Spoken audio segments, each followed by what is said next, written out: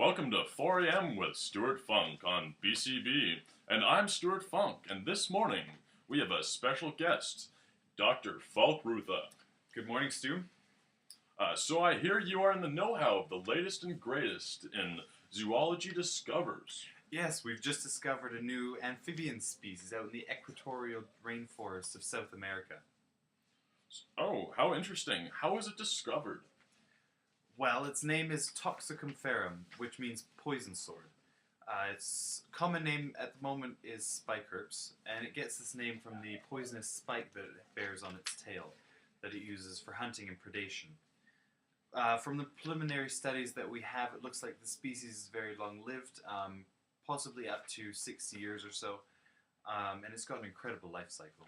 From what I understand, the spikeherbs reproduces asexually through a method of parthenogenesis. That's right, yes. And it's very rare to have an animal of this size to be reproducing asexually. Most of the animals we see that reproduce asexually are very small on the unicellular. Now we go to Dr. Beanie and her assistant Lizzie in the field in South America behind a spiker blind waiting for some action. If you know what I mean. Awesome. Good morning, BCB viewers. My name is Lizzie. I'm the assistant, and this is Dr. Beanie. She's the biologist. We've been sitting in this area for a while now, watching for some activity. This is where they were first sighted, and we think we'll see some activity tonight. We believe that they're opportunistic creatures. Would you like to tell us about the spikerum? Yes, Spikerups. they certainly are opportunistic. If they find a dead, decomposing carcass, they just really love that. And you know what, though? They have a very highly poisonous spike on the end of their agile tail, which they can take down any sort of predator that comes along. You know, a puma, a jaguar, whatever. Even. Oh, yes, for sure. It's a highly toxic neurotoxin, so it just shuts them right down. And if they kill something, they will definitely eat it. Take it back to their burrow for their queen. Oh, wow. That's very incredible. Yes. I'm wondering about how they see in the dark, because they're nocturnal, right? Yes, they certainly are, and they live in burrows for most of their non-active time. So they actually don't have very good eyesight. It's quite a milky eye sort of they have. We've noticed. But what they do is they have heat sensing pits like a pit viper on the side of their face, which they sense the heat. Oh, you don't say.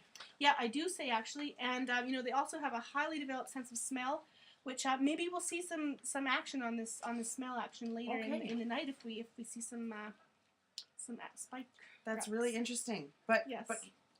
Dr. Beanie, I see some activity in the bush. You betcha. Right you over betcha there. do. Okay, oh my gosh. Get down. Okay, I'm down.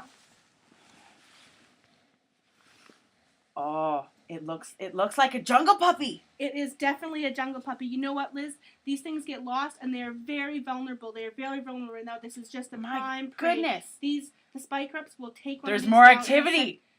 Oh my gosh, here comes the spikerups. It is. It's coming in strong. Oh, there. Oh my goodness. One got him. There's a spike. There's the highly dangerous spike. Okay. That puppy is not moving anymore. He is going down quick. How many of these things are there? You know what? These are drones. These are worker drones. They are clones of the queen. Oh my goodness. And they just approximately devour. 45% of the family is these worker 45%. clones. And what they do is they take big chunks. They have expandable stomachs. Oh, there's one. He's taking it back to the den. He is fat. Look at that belly. He's going to regurgitate that for the queen and her babies. That is just excellent. Oh my goodness, look at that. And they seem to be following in quite a line there, yeah, Dr. there's Beanie. that sense of smell I was talking about. They lay pheromone trails all the way back to the burrow, and they just follow it right back. These are highly adapted creatures. All right, there they go. Let's take a quick they're look all at this gone spike. now. This spike is keratin. It is very strong, very durable. Oh, and look at that. And it's got some going fur on the edge, so it's very aerodynamic. And you think it's okay to be touching that right now, Dr. Beanie? Oh, yeah, for sure. I'll just move my fingers back a bit. But they lick this. They lick this with their highly poisonous saliva, and that's how it works. Okay. And this puppy, he's gone. Dead. That was only a few seconds, Like BCB dinner. viewers. All right, let's go back. Thank you, Dr. Beanie. Dr. Falk, do you have any more information about the spikeherbs? Yes, I do. One thing I wanted to talk about was the social castes within the species.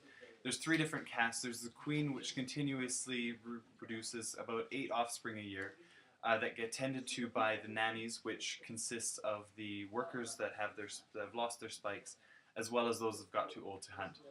Then there's, of course, the workers, which we just saw with Dr. Beanie.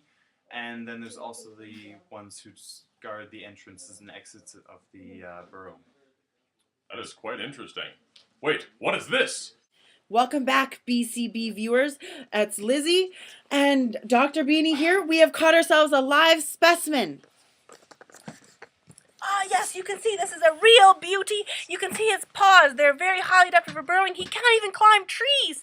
And look, he's about 20 centimeters long, big long tail. And you know what? He's lost his spike. He's the one that shot the puppy. And he's going to go back. He's very docile right now. He's going to go back and grow his tail. About 6 months it's going to take him for him to grow his tail. Dr. Beanie, there's another one. Ah! Is she dead? Oh my goodness! We'll be right back.